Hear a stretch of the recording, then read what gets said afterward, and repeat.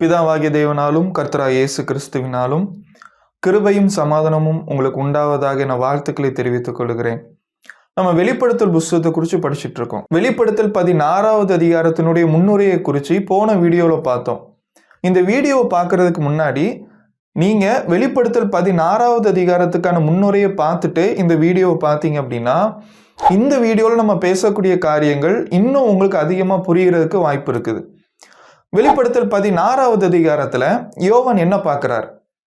வெளிப்படுத்தல் 16வது அதிகாரம் வெளிப்படுத்தல் 15வது அதிகாரத்தினுடைய தொடர்ச்சியாக இருக்குது. வெளிப்படுத்தல் 15வது அதிகாரத்தில் யோவான் ஒரு 7 தூதர்களை பார்க்குறாரு.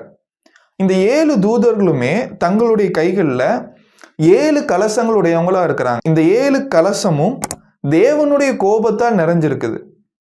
ஒவ்வொரு கலசத்தை ஒவ்வொரு தூதன் ஊற்றும் போது அந்த கலசத்திலிருந்து தேவனுடைய கோபமாக இருக்கக்கூடிய வாதை இந்த பூமியின் மேலேயும் மனிதர்கள் சார்ந்து இருக்கக்கூடிய பொருட்களின் மீதும் விஷயங்களின் மீதும் ஊற்றப்படுது. இந்த 7 கலசங்களும் தேவனுடைய இறுதியான ரோம ராஜ்யத்தின் மீது தேவனுடைய கோபத்தை காட்டக்கூடிய தண்டனையாக இருந்தது. அந்த வகையில் இன்னைக்கு வெளிப்படுத்தல் 16வது அதிகாரத்தில் சொல்லப்பட்டிருக்கக்கூடிய முதல் கலசத்தையும் அந்த முதல் கலசம் ஊத்தப்பட்ட போது வந்த தண்டனையையும் நம்ம பார்க்க போறோம். இந்த உலகத்திலேயே மிகப்பெரிய வியாதி அப்படின்னா நீங்க எதை சொல்லுவீங்க? ஒருவேளை சில பேர் கேன்சர் தான் இந்த உலகத்திலே மிகப்பெரிய வியாதி அப்படின்னு சொல்லலாம். இல்லை அப்படின்னா வேற ஏதாவது ஒரு மோசமான வியாதியை சொல்லி உலகத்துல இதுதான் மிகப்பெரிய வியாதி அப்படின்னு சொல்லலாம். ஆனா உண்மையிலேயே இந்த உலகத்திலேயே மிகப்பெரிய வியாதி என்னதான் இருக்கும்? எந்த வியாதி ஒரு மனிதனுக்கு அருவருப்பையும் வேதனையையும் துர்நாற்றத்தையும் ஏற்படுத்துதோ அதை விட மிகப்பெரிய வியாதி, அதை பார்க்கலும் மோசமான வியாதி எதுவுமே இருக்க முடியாது. ஒரு நோயினால் வரக்கூடிய வலி ஒரு மனிதனை தற்கொலை செய்து கொள்ளும் அளவுக்கும் அதனுடைய வலி இருக்கும் அப்படின்னா அந்த நோயினுடைய தாக்கத்தை அந்த வியாதியினுடைய வேதனையை கொஞ்சம் யோசிச்சுப்பார். சக்கரை நோயினால் பாதிக்கப்பட்டிருக்கிற ஒரு மனிதனுடைய சரீரத்தில் வரக்கூடிய ஒரு சிறிதான புண் அந்த மனிதனுடைய சரீரத்தில் இருந்து அது சின்ன சின்னதாக அந்த சரீரத்தை அரிச்சு அது துர்நாற்றத்தையும் வலியையும் வேதனையும் கொடுக்கும்போது அந்த மனிதனுடைய மனப்பான்மை எப்படிப்பட்டதா இருக்கும்? அந்த மனிதனுடைய வேதனை சொல்ல முடியாத அளவுக்கு இருக்கும். சரீரத்தில் வரக்கூடிய வியாதிகளுக்கும் நோய்க்கும் இந்த பூமியில மருந்து இருக்குது. ஒருவேளை மருத்துவரை போய் பார்க்கும்போது மருத்துவர் மூலமா கிடைக்கக்கூடிய மருந்தையும் சிகிச்சையும் ஒருத்தர் எடுத்துக்கொள்றதுனால அவருக்கு சரீரத்தில் வரக்கூடிய வியாதியிலிருந்து அவர் பாதுகாக்கப்படலாம். ஆத்மாவில் வரக்கூடிய வியாதிக்கும் ஆத்மாவில் வரக்கூடிய வேதனைக்கும் மருந்து இந்த பூமிக்குரிய எந்த ஒரு மருத்துவராலையும் கொடுக்க முடியாது. வெளிப்படுத்தல் 16வது அதிகாரத்துல யோவான் பார்க்கும்போது ஒரு தூதன் தன்னுடைய கையில ஒரு கலசத்தை பிடித்துக்கிட்டு இந்த பூமி மேல அந்த கலசத்தில் இருக்கக்கூடிய வாதையை கொட்டுறார். இப்படி கொட்டும்போது மனிதர்கள் மேல கொடிதான மோசமான புண் வரக்கூடிய காட்சியை யோவான் பார்க்கிறார். வெளிப்படுத்தல் புஸ்தகம் 16வது அதிகாரம் 2வது வசனம். முதலாம் தூதன் போய் தன் கலசத்தில் உள்ளதை பூமியின் மேல் ஊற்றினான். உடனே மிருகத்தின் முத்திரையை தரித்தவர்களும் அதன் சொரூபத்தை வணங்கினவர்களும் ஆகிய மனுஷர்களுக்கு பொல்லாத கொடிய புண் உண்டாயிற்று. இந்த வசனத்தை புரிந்து கொள்றதுக்கு முன்னாடி நீங்க 3 விஷயத்தை ஞாபகம் வச்சுக்கணும். இந்த வெளிப்படுத்தல் புஸ்தகத்தில் சொல்லப்பட்ட இந்த கலசங்களினால் ஏற்பட்ட விளைவு எந்த ஒரு விஷயத்தையுமே நம்ம நேரடியான அர்த்தத்தில் எடுத்துக்க கொள்ளக்கூடாது. ஒருவேளை வெளிப்படுத்தல் 16வது அதிகாரத்தில் சொல்லப்பட்டிருக்கிற விஷயங்களை நம்ம நேரடியான அர்த்தத்தில் எடுத்துக்கிட்டோம் அப்படின்னா வெளிப்படுத்தல் 13வது அதிகாரத்திலையும் வெளிப்படுத்தல் 12வது அதிகாரத்திலையும் சொல்லப்பட்ட விஷயங்களையும் நம்ம நேரடியான அர்த்தத்தில் எடுத்துக்கணும்.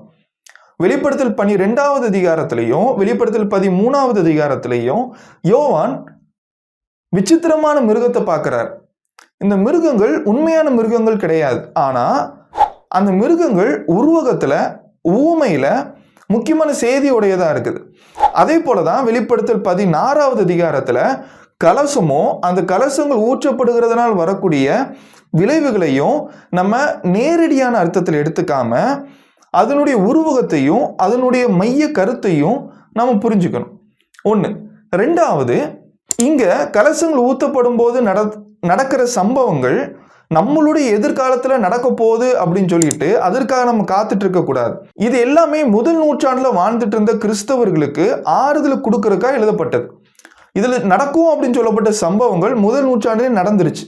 ஆனா செய்தி அப்படிங்கிறது நமக்கு பொருந்தக்கூடியதா இருக்கு. மூணாவது விஷயம், இந்த கலசங்கள் முதல் நூற்றாண்டு காலத்துல மிகப்பெரிய பேரரசா இருந்த ரோம ராஜ்யத்தின் மீது தேவன் கொண்டு வந்த தண்டனையா இருக்குது அப்படிங்கறத நம்ம புரிஞ்சுக்கணும். சரி, இங்க முதலாவது தூதன் தன்னுடைய கலசத்தை இந்த பூமியின் மேல் ஊற்றும் போது என்ன நடந்தது? முதலாவது தூதன் தன்னுடைய கலசத்தை பூமியின் மேல் ஊற்றுகிறார். இப்படி இந்த பூமியின் மேல் ஊற்றும் போது மிருகத்தை வணங்கினவர்களையும் இந்த மிருகத்தின் முத்திரையை தரித்தவர்களுடைய சரீரத்துல கொடிதான மோசமான புண் வந்தது அப்படின்னு படிக்கிறோம். வெளிப்படுத்தல் 16வது அதிகாரத்தினுடைய முன்னுரையில் நம்ம பார்த்த மாதிரி இந்த கலசங்கள் தேவனுடைய நிறைவான கோபமா இருந்தது. வெளிப்படுத்தல் 8வது அதிகாரத்திலையும் 9வது அதிகாரத்திலையும் எக்காலங்கள் ஊதப்படும் போது வந்த தண்டனை முழுமையான தண்டனையா இல்லாம மூன்றில் ஒரு பகுதியா இருந்தது. தேவன் மனம் திரும்புதல் எதிர்பார்த்தாரு, அவங்க மனம் திரும்பல. தேவன் மறுபடியும் அவங்களுக்கு தண்டனையை என்ன பண்றாருன்னா இங்க அதிகரிக்கிறார். 7 கலசங்களுக்கும் வெளிப்படுத்தல் 8வது அதிகாரத்திலையும் 9வது அதிகாரத்திலையும் நம்ம பார்க்கிற 7 எக்காலங்களினால் வந்த தண்டனைக்கும் தொடர்பு இருக்கு. முதலாவது எக்காலம் ஊதப்படும் போது தண்டனை எங்க வந்தது அப்படின்னா பூமியின் மேல் வந்தது. அதே மாதிரி இங்க வெளிப்படுத்தல் 16வது அதிகாரத்துல முதலாவது தூதன் தன்னுடைய கலசத்தை எதுல ஊத்துறான் அப்படின்னா பூமியின் மேல ஊத்துறான். வெளிப்படுத்தல் புஸ்தகம் 8வது அதிகாரம் 7வது வசனம். முதலாம் தூதன் எக்காலம் ஊதினான், அப்பொழுது இரத்தம் கலந்த கல்மலையும் அக்னியும் உண்டாகி பூமியிலே கொட்டப்பட்டது. அதனால் மரங்களில் 1/3 பங்கு வெந்து போயிற்று, பசும்பொல்லெல்லாம் எரிந்து போயிற்று. இங்க கவனிச்சிங்களா? முதலாவது எக்காலம் ஊதப்படும் போது வந்த தண்டனை நேர எங்க இருந்ததுன்னா பூமியின் மீது இருந்தது. அதே மாதிரி தான் வெளிப்படுத்தல் 16வது அதிகாரத்திலையும் நம்ம பார்க்கிறோம். இந்த முதலாவது கலசம் ஊற்றப்பட்ட போது யார் மீது தண்டனை வந்தது இதை நம்ம கவனிக்கணும். யாரெல்லாம் மிருகத்தை வணங்கி அந்த மிருகத்தினுடைய முத்திரையை தங்களுடைய வலது கையிலையும் தங்களுடைய நெற்றிகளையும் முத்திரை போடப்பட்டிருக்காங்களோ அவங்களுக்கு இந்த தண்டனை வந்தது. இந்த மிருகம் வெளிப்படுத்தல் 13வது அதிகாரத்தில் நம்ம படிக்கிறோம். வெளிப்படுத்தல் 13வது அதிகாரத்துல யோவான் 2 மிருகங்களை பார்த்தார். ஒரு மிருகம் சமுத்திரத்திலிருந்து எழும்பி வந்தது, ஒரு மிருகம் பூமியிலிருந்து எழும்பி வந்தது. இந்த பூமியிலிருந்து எழும்பி வந்த மிருகம், அதாவது கள்ள தீர்க்கதரிசி, ஜனங்களை ஏமாற்றி பொய்யான அற்புதங்களையும் பொய்யான அதிசயங்களையும் செஞ்சு ஜனங்களை முதலாவது மிருகத்தை, அதாவது சமுத்திரத்திலிருந்து எழும்பி வந்த மிருகத்தை வணங்கும்படி செய்தது. இப்போ யாரெல்லாம் அந்த மிருகத்தை வணங்குறாங்களோ அவங்களுடைய வலது கையிலையும் அவங்களுடைய நெற்றியிலையுமே 666 அப்படிங்கிற முத்திரை பதிக்கப்பட்டது. யாரெல்லாம் அந்த மிருகத்தை வணங்கலையோ அவங்களுடைய நெற்றியில பதிக்கப்படாமல் இருந்தது. அதாவது தேவனை சார்ந்தவங்க, தேவனுடைய பிள்ளைகள், கிறிஸ்தவர்கள் அந்த மிருகத்தை வணங்க மாட்டாங்க. தேவனுடைய வார்த்தையின்படி புதிய ஏற்பாட்டு சட்டத்தின்படி வாழ்றவங்க அதை செய்ய மாட்டாங்க. ஆனா இந்த உலகத்தை சார்ந்தவங்க, உலகத்தினுடைய பாரம்பரியத்தை பின்பற்றக்கூடியவங்க, கள்ள உபதேசத்தை பின்பற்றக்கூடியவங்க அந்த மிருகத்தை பின்பற்றி அந்த மிருகத்தினுடைய முத்திரையை தங்களுடைய நெற்றிகளையும் தங்களுடைய வலது கையிலையும் பதிச்சிருப்பாங்க. இப்போ அந்த முத்திரை பதிக்கப்பட்டவங்க மிருகத்தை வணங்கினவங்களுக்கு வரக்கூடிய தண்டனை தான் இங்க சொல்லப்பட்டிருக்கு. கொடிதான புண் வந்தது அப்படின்னு நம்ம படிக்கிறோம். இந்த கொடிதான புண் அப்படிங்கிறது பாசிலிருந்து நம்ம பார்த்தோம் அப்படின்னா துர்நாற்றம் எடுக்கக்கூடிய அருவருப்பான மோசமான காயம் அப்படின்னு நம்ம பார்க்கிறோம். சரீரத்தில் உண்மையான காயம் அப்படின்ட்டும் சரீரத்தில் வரக்கூடிய உண்மையான புண் அப்படின்னு நம்ம எடுத்துக்க கூடாது.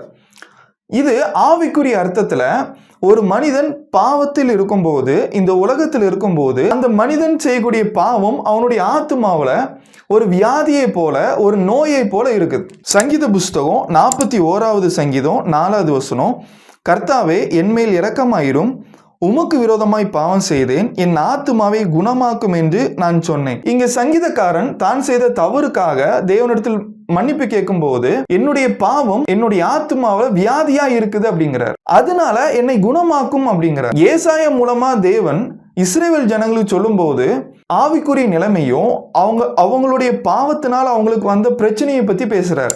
ஏசாயா புஸ்தகம் 1வது அதிகாரம் 4வது வசனத்திலிருந்து 6வது வசனம் வரைக்கும், ஐயோ பாவமுள்ள ஜாதியும் அக்கிரமத்தால் பார சுமந்த ஜனமும் பொல்லாதவர்களின் சந்ததியும் கேடு உண்டாக்குகிற புத்திரருமாய் இருக்கிறார்கள். கர்த்தரை விட்டு இஸ்ரவேலின் பரிசுத்தருக்கு கோபம் உண்டாக்கி பின்வாங்கி போனார்கள். இன்னும் நீங்கள் ஏன் அடிக்கப்பட வேண்டும்?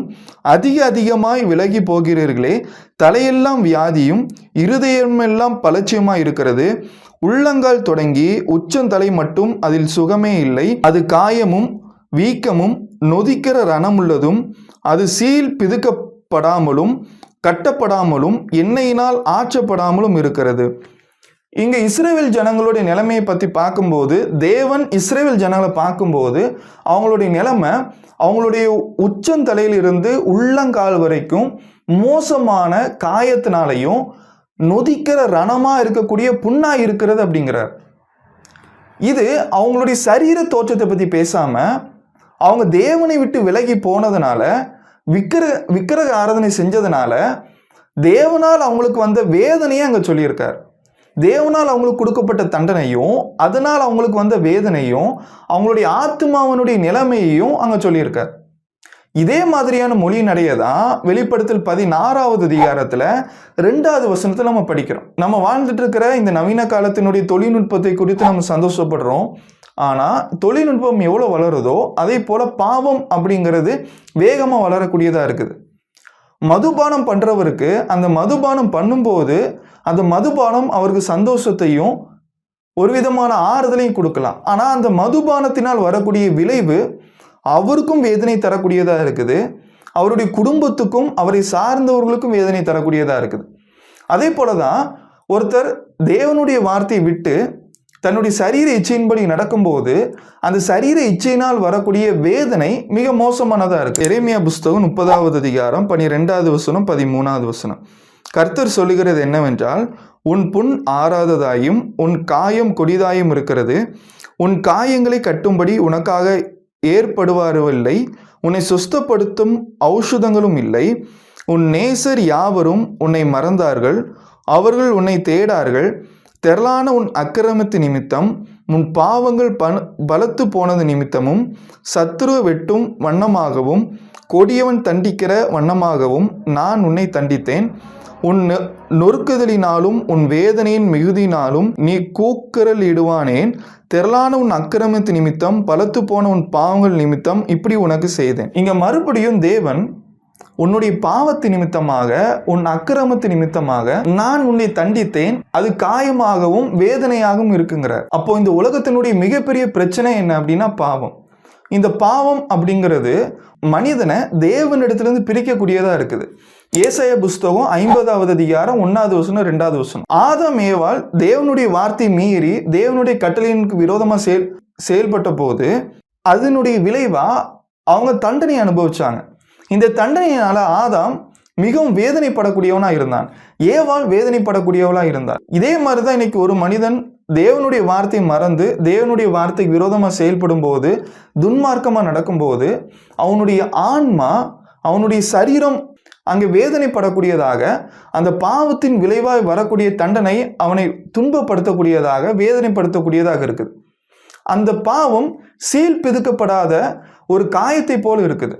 ரோமர் புஸ்தகம் 3வது அதிகாரம் 23வது வசனத்துல, எல்லா மனிதர்களும் பாவம் செய்து தேவனுடைய மகிமை அற்றவர்களாய் போயிட்டோமா நம்ம படிக்கிறோம். பிரசங்கி புஸ்தகத்தில் நம்ம படிக்கும்போது 7வது அதிகாரத்துல, ஒரு பாவமும் செய்யாமல் நன்மையே செய்யத்தக்க நீதிமான் இந்த பூமியில் இல்லை அப்படின்னு நம்ம படிக்கிறோம். அப்போ எல்லா மனிதர்களும் பாவம் செய்தோம் அப்படின்னா அந்த பாவத்தினால் வரக்கூடிய வேதனையும் தண்டனையும் வலியும் ஒரு மனிதனுடைய ஆயுசு நாட்கள் முழுதும் அவனோடு இருக்குது. ஒரு மனிதன் எப்பொழுது நன்மை தீமை அறியக்கூடிய வயதுக்கு வருகிறானோ, அவன் பாவம் செய்யும் போது அந்த பாவத்தினால் வரக்கூடிய வேதனை அவனுடைய வாழ்நாள் முழுவதும் அங்கு இருக்கக்கூடியதா இருக்குது. அந்த பாவத்தில் இருந்தும் அந்த பாவத்தினால் வரக்கூடிய வேதனையிலிருந்து விடுபடுவதற்கு தேவன் நமக்கான ஒரு வாய்ப்பை வைத்திருக்கிறார். தேவன் நமக்கான ஒரு மருந்தை வைத்திருக்கிறார். அந்த மருந்து தான் யார் அப்படின்னா இயேசு கிறிஸ்து.